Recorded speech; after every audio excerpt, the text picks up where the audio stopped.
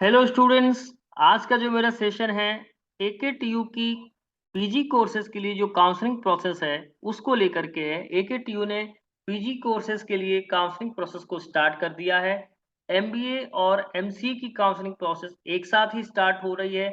तो आपको भी मैं एक्टिविटी शेड्यूल के द्वारा बताऊंगा कि कब से कब तक आप रजिस्ट्रेशन करेंगे, कब चॉइस फिलिंग करेंगे, कब आपको सीट कंफर्मेशन का प्रोसेस करना है। ये सारी चीज़ें मैं अभी आपको बताऊँगा।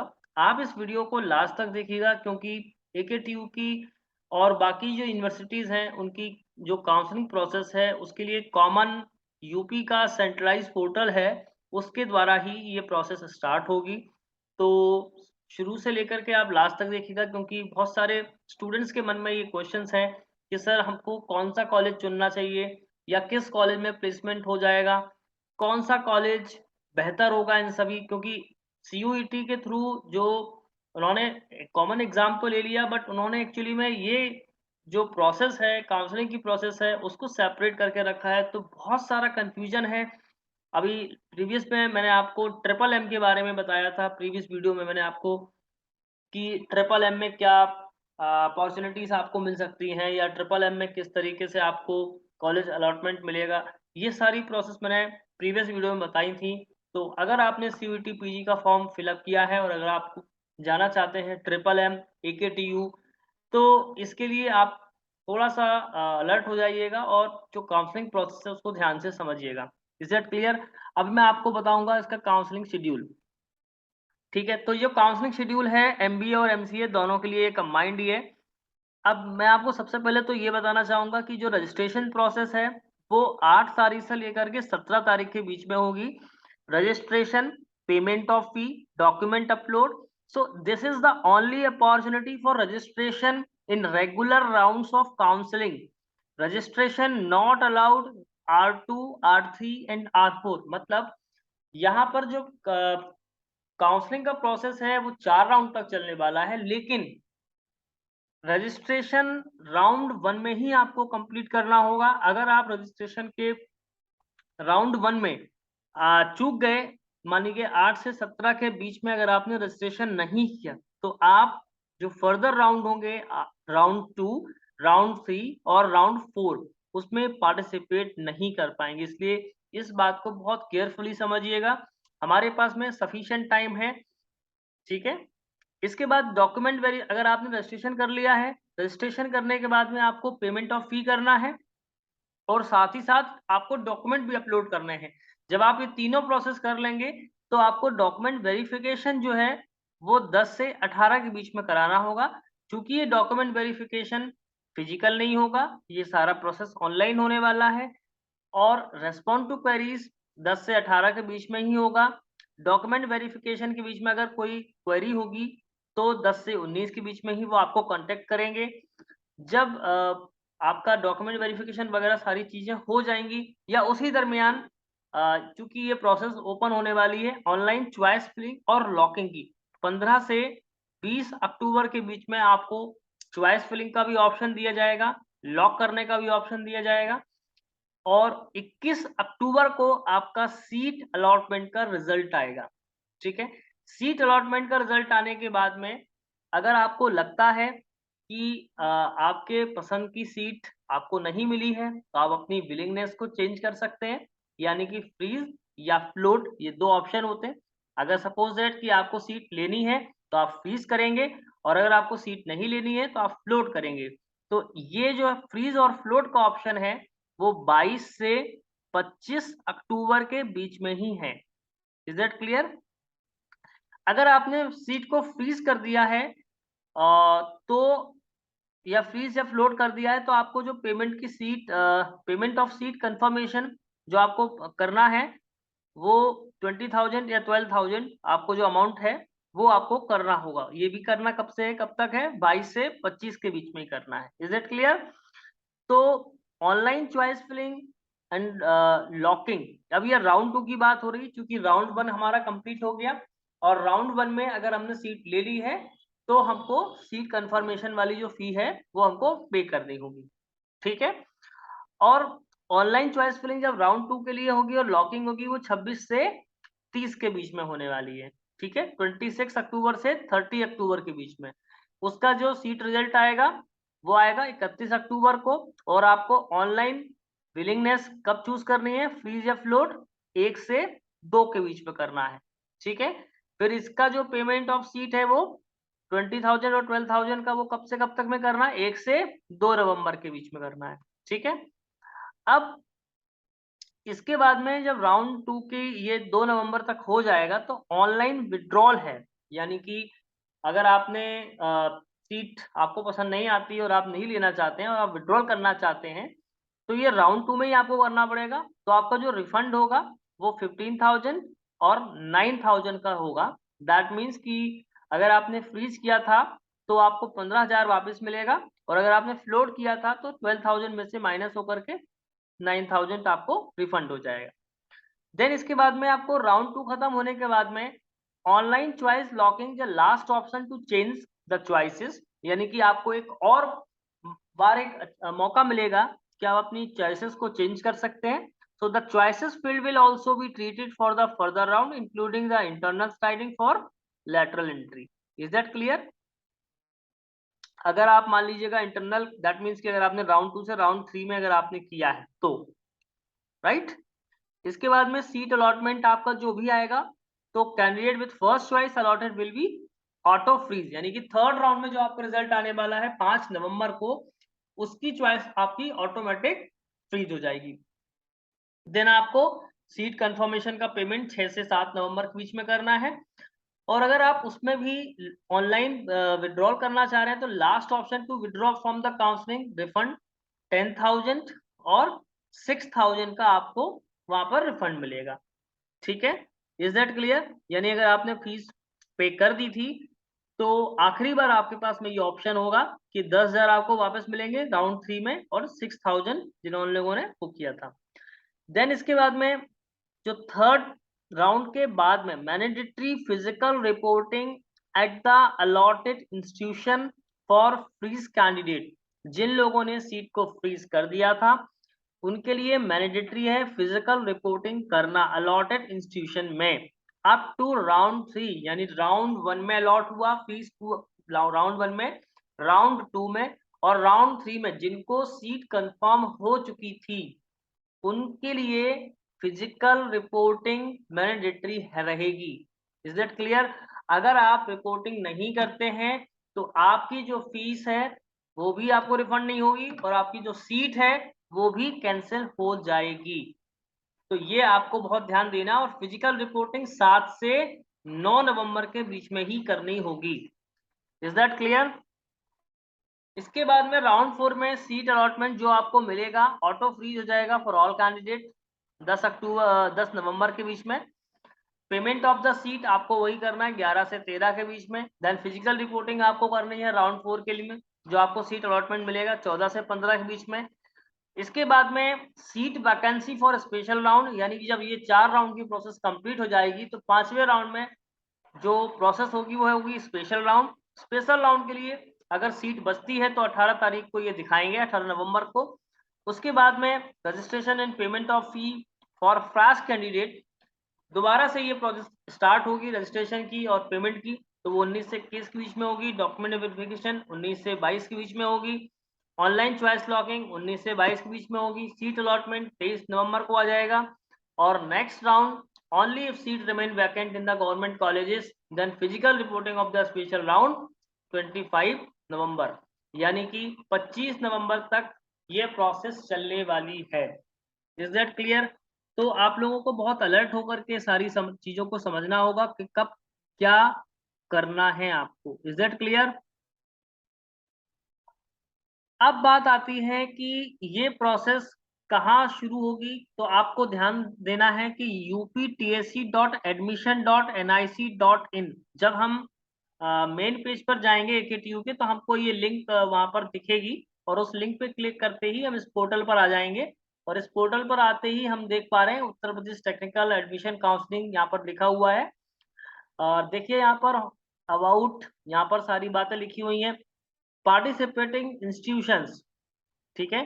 तो पार्टिसिपेटिंग इंस्टीट्यूशन पर अगर हम ध्यान देंगे, इस पर जैसे ही क्लिक करेंगे तो ये एक कॉमन काउंसलिंग का पोर्टल है उत्तर प्रदेश की टेक्निकल एजुकेशन के लिए। देखिए डॉक्टर कौन कौन सी यूनिवर्सिटी यहाँ पर यूपीटीएससी के थ्रू एडमिशन देंगी। तो Doctor APJ Abdul Kalam Technical University, Acharya Narendra Deva University of Agriculture and Technology, Banda University of Agriculture and Technology, Bundelkhand University Jhansi, CSA University of Agriculture and Technology Kanpur, Chaudhary Charan Singh University Campus, DDU Deendayal Upadhyay, Gorakhpur University, Doctor Bhimrao Ambedkar University Agra, Doctor Ram Manohar Lohia Avadh University. ठीक है, इसके बाद में doctor Shakuntala Mishra National, ठीक है, Rehabilitation University Lucknow, Khwaja Moinuddin Chishti Language University Lucknow, Lucknow University Lucknow, MJP Rohilkhand University Bareilly, Mahatma Gandhi Kashi Vidyapith, Sardar Vallabh Bhai Patel University of Agriculture and Veer Bahadur Singh Purvanchal University Jaunpur. तो करीबन 16 university यूपीटीएससी के थ्रू काउंसलिंग कराएंगी। ठीक है, तो अब आप मेरी बात समझ पा रहे होंगे कि किस तरीके से इस प्रोसेस को आपको कंप्लीट करना है। देन इसके बाद में आप यहाँ पर इंफॉर्मेशन बुलेटिन पर जाएंगे। तो इंफॉर्मेशन बुलेटिन पर जब आप जाएंगे तो यहाँ पर आप देखेंगे 3 चीजें यहाँ पर देखने को मिलेंगी। एक तो non declare results of diploma और ग्रेजुएशन सेल्फ डिक्लेरेशन फॉर्मेट, और important information regarding OBC NCL certificate या सेल्फ डिक्लेरेशन फॉर्मेट। कई लोगों का ये क्वेश्चन, सर ओबीसी सर्टिफिकेट कौन सा लगेगा, सेंट्रल का लगेगा या स्टेट का लगेगा, तो ये यहाँ पर इनका फॉर्मेट भी दिया होगा और उन्होंने डिक्लेरेशन का भी फॉर्मेट यहाँ पर दिया हुआ है। इसके बाद इंफॉर्मेशन ब्रोशर जो एडमिशन का है एकेटीयू का, वो आपको देखने को मिलेगा। ठीक है, तो मैं भी आपको वन बाई वन सारी चीजें दिखाता चलता हूँ, आप देखिएगा। जैसे ही मैंने यहाँ पर ये फॉर्मेट ओपन किया है तो ये घोषणा पत्र है, और इसमें डिप्लोमा या स्नातक यानी जिनका अभी भी रिजल्ट नहीं आया है, वेटिंग है, तो फिजिकल रिपोर्टिंग के समय पर इनको ये आपको दिखाना रहेगा, ताकि आपको जो सीट मिले वो प्रोविजनल अलॉटमेंट वाली सीट मिल जाए। ठीक है, इज इट क्लियर? इसके बाद में आपको जो नेक्स्ट प्रोसेस है ओबीसी एनसीएल सर्टिफिकेट, उस पर क्लिक करना है। तो उसका भी यहाँ पर उन्होंने डिक्लेरेशन दिया हुआ है कि जिन लोगों ने 1 अप्रैल 2022 से पहले का सर्टिफिकेट लगाया था उनको नया सर्टिफिकेट अपलोड करना होगा, और अगर उनके पास में नहीं है या उन्होंने नहीं किया था तो उनको एक डिक्लेरेशन है वो ये भर के देना होगा, घोषणा पत्र शपथ पत्र देना होगा कि अभी हमको प्रोविजनली सीट अलॉटमेंट की जाए, हम इसको फिजिकल रिपोर्टिंग के समय नया सर्टिफिकेट प्रेजेंट कर देंगे। Is that clear? तो ये बात आपको ध्यान देनी होगी। ठीक है, देन यहाँ पर हम इंफॉर्मेशन ब्रोशर की बात करेंगे। तो इंफॉर्मेशन ब्रोशर में भी आपको बताऊंगा कि क्या प्रोसेस है, वो थोड़ा सा कंप्लीट प्रोसेस होगा, इसलिए थोड़ा आपको वेट करना होगा। अब बात करेंगे कि जो इनका इंफॉर्मेशन ब्रोशर है उसको आप देखिएगा। Information brochure admission first year, क्योंकि ये कंबाइंड है बीटेक एमटेक। ठीक है, इसके बाद में एनसीए एमबीए सीयूटी पीजी के थ्रू जो भी, इसके बाद में second year of lateral entry का भी इन्होंने, तो ये साथ में ही कंबाइंड है, जिसमें काफी सारे इनके एडमिशन के प्रोसेस हैं, सभी कोर्सेज के लिए दिया गया है। तो registration for counselling admission can made online only, ये आपको यहाँ से ही करना है, uptc.admission.nic.in से ही करना है आपको सारी प्रोसेस। देन जो काउंसलिंग के लिए अगर आपको रिजर्वेशन आप क्लेम करते हैं तो डोमिसाइल बहुत मैंडेटरी है, तभी आपको मिलेगा, अदरवाइज आपको नहीं मिलेगा। तो ये आप इस इंफॉर्मेशन ब्रोशर को इत्मीनान से पढ़ेंगे, कोई भी चीज को जल्दबाजी से आपको नहीं करना है, क्योंकि जो आपकी फीस लगेगी, रजिस्ट्रेशन का प्रोसेस होगा, उसमें अगर आपकी कोई भी मिस्टेक हो जाती है, डिस्क्रिपेंसी हो जाती है, तो फिर आपको परेशान भी होना पड़ेगा, और हो सकता है कि आपकी जल्दबाजी के कारण आपकी सीट भी कैंसिल हो जाए। तो इसलिए आप इस प्रोसेस को बहुत ध्यान से देखिएगा, इंफॉर्मेशन ब्रोशर को बहुत अच्छे से रीड करिएगा, क्योंकि हमारे पास पर्याप्त समय है। ठीक है, किस तरीके से यहाँ पर जो सीट्स का कोटा है या जो सीट्स हैं वो क्या होगी, ठीक है, कितनी यहाँ पर रजिस्ट्रेशन की जो फीस है वो 1000 रुपीज है। ठीक है, इसके बाद में यहाँ पर ये सारी बात लिखी हुई है कि अगर आपको सीट अलॉट की जाती है तो once the seat is allotted to the candidate no change in the institution या ब्रांच इज एडमिशेबल, अगर आपको एक बार अलॉट हो गया तो आप चेंज नहीं कर सकते अपना इंस्टीट्यूशन या ब्रांच को। ठीक है, इसके बाद में ये कुछ इनके एब्रिविएशन दिए गए हैं जो यूज किए गए हैं। Then central admission board CAB यहाँ पर दिया है admission for the first year. MCA यहाँ पर CUET PG के थ्रू जो आपका कोड है PGQP26 उसके द्वारा लिया जाएगा, ठीक है। देन इसके बाद में seat under different scheme in the first year, तो 15% जो टोटल सीट्स होंगी यूपी स्टेट जो है प्राइवेट इंस्टीट्यूशन को देगा, जो कि मैनेजमेंट कोटे की हो सकती हैं, NRI कैंडिडेट्स के लिए हो सकती हैं। Is it clear? इसके बाद में 20% of total sanction seat available for admission in first year all courses in institution affiliated to AKTU without reservation subject to eligibility condition given in this information brochure. That means की जो 20% seats होंगी AKTU के affiliated institutions होंगे उनके लिए होंगी, ठीक है। For government aided self finance institution 100% seat in all courses in first year will be filled through the counselling as per the above clause. मतलब जो भी गवर्नमेंट इंस्टीट्यूशंस होंगे, गवर्नमेंट एडेड होंगे, गवर्नमेंट सेल्फ फाइनेंस इंस्टीट्यूट्स होंगे, उनकी जो 100% seats होंगी उसमें कोई कोटा नहीं है, ठीक है। For private college 85% seat in all the courses will filled through the counselling as per the above clause. तो जो प्राइवेट कॉलेजेस होंगे उनकी 85% सीट जो है वो इसी के द्वारा मिलेगी आपको। इसके बाद में NRI के लिए भी सारी बातें लिखी हुई हैं, आप इससे अच्छे से पढ़िएगा, रीड आउट करिएगा, ओके। फिर इसके बाद में यहाँ पर एलिजिबिलिटी भी लिखी हुई है, तो आप एलिजिबिलिटी क्राइटेरिया को भी देखते हुए चलें। बहुत सारे जितने भी कोर्सेज के लिए हैं, देखिए यहाँ पर लिखी हुई है सारी एलिजिबिलिटी क्राइटेरिया कि आपने BCA किया हो, BSc किया हो कंप्यूटर साइंस से, BSc IT से किया हो, BE कंप्यूटर साइंस इंजीनियरिंग से किया हो, BTech किया हो, BIT से, BTech IT से, ये सारी बातें यहाँ पर लिखी हुई है। आप अपनी एलिजिबिलिटी को मैच करें कि अगर आप बिलोंग करते हैं तो डेफिनेटली आपको अप्लाई करना चाहिए इस प्रोसेस के लिए। और अगर हम बात करेंगे फर्स्ट, देन इसके बाद में हम बात करेंगे कि जो आपको रिलेवेंट क्वालिफाइंग डिग्री है वो,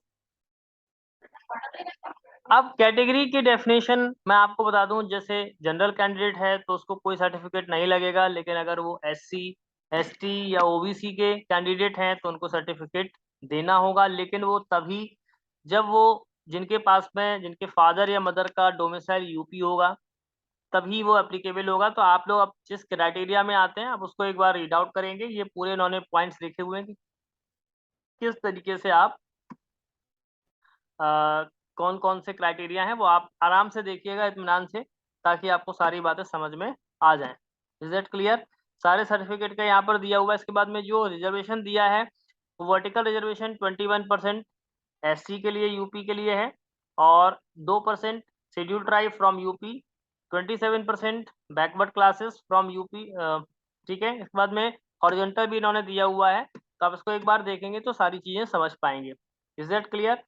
इसके बाद में ये सारी चीजें दी गई हैं। मेडिकल स्टैंडर्ड इन्होंने यहाँ पर डिस्क्राइब किया हुआ है। देन ट्यूशन फीस वगैरह सारी चीजें यहाँ पर उन्होंने दी हुई हैं, तो आप इसको एक बार अच्छे से रीड आउट करेंगे। आई होप कि आपको ये सारी बात समझ में आएगी। इसके बाद में जो प्रोसीजर है, देखिए सारे सर्टिफिकेट्स आपको यहाँ पर दिए गए हैं। तो ये सारे सर्टिफिकेट के फॉर्मेट अगर आपको दिए गए हैं, जिस कैटेगरी में बिलोंग करेंगे उनके ये सर्टिफिकेट के फॉर्मेट्स हैं, ठीक है। तो इस तरीके से ये इनका इंफॉर्मेशन ब्रोशर है, आप इसको इत्मीनान से पढ़िएगा और इसके बाद ही आप अप्लाई करें, ठीक है। Is that clear? अब मैं आपको बताऊंगा कि रजिस्ट्रेशन करने के बाद जब आप लॉगिन करेंगे तो लॉगिन में आपको आपका डैशबोर्ड दिखेगा, लॉगिन आपको दिखेगा, आपका मेल आईडी, मोबाइल नंबर दिखेगा। इसके साथ साथ आप यहाँ पर देख पाए अवेलेबल सर्विसेज में रजिस्ट्रेशन फॉर्म आपका यहाँ पर स्टेटस कंप्लीटेड दिखा रहा है। एप्लीकेशन फॉर्म आप जब कंप्लीट कर लेंगे तो इनकम तो कंप्लीट दिखाएगा, अदरवाइज इनकम्प्लीट। कॉन्टेक्ट डिटेल्स आपको देनी होंगी, क्वालिफिकेशन अपलोड करने होंगे, डॉक्यूमेंट्स फाइनल सबमिट करना होगा। ये सारी प्रोसेस के बाद में आपको रजिस्ट्रेशन फी पे करनी होगी। तो ये सारी जब प्रोसेस आपकी हो जाएगी तो सारे आपका जो स्टेटस है वो कंप्लीट कंप्लीट कंप्लीट शो करेगा, और देन आप उसको कंप्लीट कर देंगे। इसके बाद में आपको यहाँ पर एप्लीकेशन फॉर्म देखने को मिल जाएगा, आपका जो कंप्लीट होगा वो आप देख पाएंगे। ठीक है, इज दैट क्लियर? तो ये जो प्रोसेस है वो है आपकी रजिस्ट्रेशन की प्रोसेस। अभी इसमें आप चॉइस फिलिंग का ऑप्शन नहीं देख रहे हैं क्योंकि वो 15 के बाद ओपन होगा, ठीक है? तो आप चिंता ना करें, वो 15 के बाद ऑटोमेटिक आपके लिए ओपन हो जाएगा। ठीक,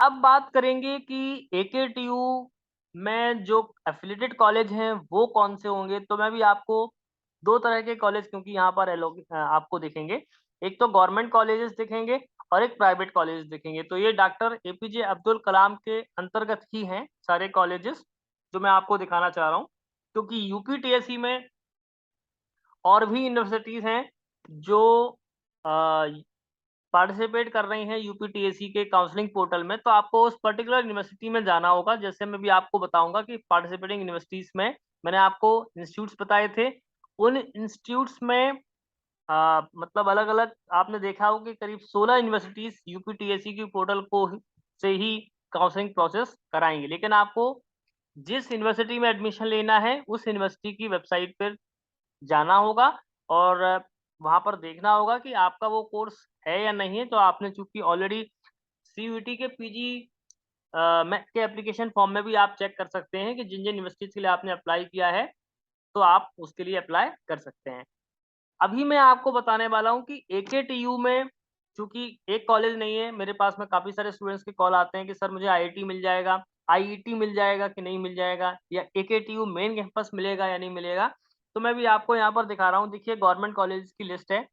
यहाँ पर ये देखिए Bundelkhand institute of engineering and technology Jhansi, Uttar Pradesh textile technology institute Kanpur. चूँकि यहाँ पर हर तरह के कोर्सेज़ होंगे, तो एमबीए किसमें कराते हैं और एमबीए किसमें कराते हैं, क्योंकि ये एमबीए और एमसीए दोनों की मैं बात कर रहा हूँ यहाँ पर। क्योंकि यहाँ पर कुछ कॉलेज ऐसे हैं जो एमबीए कराते हैं, कुछ एमसीए, एमबीए दोनों कराते हैं, ठीक है? तो फैकल्टी ऑफ जहाँ पर आप टेक्नोलॉजी देखेंगे तो आई थिंक कि वहाँ पर एमसीए होता ही होगा। जैसे इंस्टीट्यूट ऑफ इंजीनियरिंग आईईटी जिसकी मैं बात कर रहा हूँ लखनऊ, और Kamla Nehru Institute of Technology Sultanpur, Indian Institute of Carpet Technology. तो यहाँ पर ये इंस्टीट्यूट्स आपको देखने को मिलेंगे। और चूँकि जब आप चॉइस फिलिंग करेंगे आपके पर्टिकुलर कोर्स के लिए, तो आपको वहाँ पर वो सारे कॉलेजेस दिखेंगे। अब क्वेश्चन होता है कि इनमें से कौन-सा कॉलेज बेहतर है और किस कॉलेज को हमें चुनना चाहिए। तो सबसे पहले तो आपको उस कॉलेज की वेबसाइट पर जाना होगा और वहाँ पर आप जब देखेंगे उनके पास्ट रिक्रूटर्स को या प्रीवियस ईयर के प्लेसमेंट्स को, आप अभी एमसीए के प्लेसमेंट्स को ना देखें, आप उनके बीटेक या अदर कोर्सेज़ के भी प्लेसमेंट्स को नज़र में रखें। क्योंकि बहुत सारे कॉलेजेस ऐसे हैं जिनमें एमसीए करने के लिए बच्चे नहीं जाते हैं। चूँकि एमसीए के स्टूडेंट्स बहुत कम होते हैं, तो मेबी बहुत सारे स्टूडेंट्स बहुत सारी सीट्स खाली रहती हैं, तो इस कारण से भी प्लेसमेंट्स आपको नहीं दिखते हैं ऑब्वियसली। इसलिए आप इस बात का विशेष ध्यान रखें। बस ये फिर इसके बाद में गवर्नमेंट कॉलेज के बाद में यहाँ पर ये प्राइवेट कॉलेज की लिस्ट होगी यहाँ पर, ठीक है? यहाँ पर अभी आ जाएँगे प्राइवेट कॉलेज, आप क्लिक करेंगे तो आपको प्राइवेट कॉलेजेस की लिस्ट दिखेगी, ठीक है? ये देखिए, ये प्राइवेट कॉलेजेस की लिस्ट है। काफ़ी सारे प्राइवेट कॉलेज इसमें पार्टिसिपेट करते हैं। तो अब इसमें चुनना आपके लिए थोड़ा-सा मुश्किल होगा, तो सबसे पहले आपको ये ध्यान देना होगा कि हर कॉलेज की वेबसाइट पे जाकर के आपको चेक करना होगा कि कौन से जो कॉलेज हैं उसमें प्लेसमेंट ठीक है, या आपके फ्रेंड्स जो भी पढ़ रहे हों, उनसे आप पता लगाइएगा कि आपके कॉलेज में प्लेसमेंट है या नहीं। तो थोड़ा-सा अब आपको इसमें रिसर्च खुद ही करनी पड़ेगी, क्योंकि मैं यहाँ पर आपको ये सजेस्ट नहीं कर सकता कि आप प्राइवेट में ये चुन लें या आप ये कॉलेज चुन लें। हालाँकि कुछ प्राइवेट कॉलेज बहुत अच्छे हैं जो आई थिंक नोएडा में होंगे या जो लखनऊ में होंगे, वो कॉलेज ठीक-ठाक होंगे। मेरे हिसाब से गाज़ियाबाद में होंगे, क्योंकि यहाँ पर एक आईटी हब भी है। तो जहाँ आईटी हब होगा वहाँ पे प्राइवेट कॉलेज भी अगर होता हो है, तो कोई प्रॉब्लम की बात इसलिए नहीं है क्योंकि आप ऑन कैंपस नहीं उठा पाते हैं प्लेसमेंट, तो आप ऑफ कैंपस भी ले सकते हैं, ठीक है? तो आई होप कि आपको इस बात को चुनने में कोई दिक्कत नहीं होगी कि गाज़ियाबाद और जो हम कहें नोएडा के कॉलेज हैं, वो खराब हैं, ठीक है? क्योंकि वहाँ पर प्लेसमेंट लगभग-लगभग ठीक-ठीक हो ही जाता। फिर भी आप वहाँ के इंफ्रास्ट्रक्चर, फैकल्टी और बाकी सारी चीज़ों को देखते हुए भी निर्णय लें। अब बात आती है कि सर मेरा स्कोर इतना है, सीयूईटी में 200 है, 198, 195 या 100 के अंदर है या 150 के बीच में है। तो देखिए यहाँ पर क्योंकि कॉलेज की काफ़ी बड़ी लिस्ट है, आपको कोई ना कोई कॉलेज तो मिल ही जाना है। बस बात ये आती है कि जैसे हम आईईटी यानी कि इंस्टीट्यूट ऑफ इंजीनियरिंग लखनऊ, जो कि अच्छा कॉलेज है। इसके अलावा एकेटीयू का जो मेन कैंपस है वो भी बहुत अच्छा है, तो हाई स्कोर पर ही मिलेगा ऑब्वियसली। और भी 1-2 कॉलेज काफ़ी अच्छे हैं, तो उन कॉलेजेस को अगर हम छोड़ दें, बाकी सारे कॉलेजेस को अगर हम ध्यान में रखें, तो मुझे लगता है कि किसी न किसी को कोई ना कोई कॉलेज यहाँ पर मिल जाएगा। अब बात आती है, चूँकि यहाँ पर रिज़र्वेशन सिस्टम है, तो यूपी वाले कैंडिडेट को काफ़ी ज़्यादा फ़ायदा होगा। ऑल इंडिया वालों को थोड़ा-सा कम फ़ायदा इसलिए लगेगा, क्योंकि जो ऑल इंडिया के रिज़र्व कैंडिडेट हैं, उनको एडमिशन मिलने में थोड़ी-सी दिक्कत हो सकती है। बाकी कोई प्रॉब्लम नहीं है, क्योंकि यहाँ पर जो जनरल के लिए सीट है, वो लगभग 40-50% सीट है ही, तो ऐसी कोई दिक्कत की बात यहाँ पर नहीं है। अब एक रहा सवाल कि एकेटीयू में प्लेसमेंट का क्या प्रोसीजर है, तो वो भी मैं अभी आपको दिखाने वाला हूँ, क्योंकि एकेटीयू में इनका एक सेंट्रलाइज़्ड प्लेसमेंट सेल है, यानी कि इनका एक प्लेसमेंट पोर्टल है। उस प्लेसमेंट पोर्टल पे जितने भी एफ़िलिएटेड कॉलेज हैं या इनका मेन कैंपस है, उन सभी के स्टूडेंट पार्टिसिपेट करते हैं। तो ये जॉब वैकेंसी निकालते हैं, उस जॉब वैकेंसी में सारे बच्चे पार्टिसिपेट करते हैं। हम ये कह दें कि जॉब फेयर निकालते हैं, उसके माध्यम से भी स्टूडेंट्स के सिलेक्शंस होते हैं। तो मैं भी आपको वो सेंट्रल प्लेसमेंट प्रोसेस भी अभी मैं आपको दिखाने वाला हूँ। Is that clear? ये है इनका central training and placement cell AKTU का। तो यहाँ पर मैं आपको थोड़ा-सा दिखाऊँगा जॉब नोटिफ़िकेशन ये किस तरह से निकालते हैं। पर्टिकुलर कॉलेज में तो कंपनीज़ जाती ही हैं, लेकिन साथ ही साथ में इनका सेंट्रलाइज़ भी है कि आप उसमें पार्टिसिपेट भी कर सकते हो, चाहे वो एकेटीयू का हो या फिर उसके एफ़िलिएटेड कॉलेज का ही हो। देखिए, ये यहाँ पे कंपनी निकाली और उसमें रिक्वायरमेंट दिखाई उन्होंने कि इंटर्नशिप है, फुल टाइम है, कहाँ पर है, नोएडा में है या दिल्ली, गुड़गाँव, कहाँ पर जहाँ पर भी उनकी, तो इस तरीके से कि किस-किस बैच को ये अलाउ करेंगे, ठीक है? कौन-सी स्ट्रीम वाले स्टूडेंट्स यहाँ पर पार्टिसिपेट कर सकते हैं। Is that clear?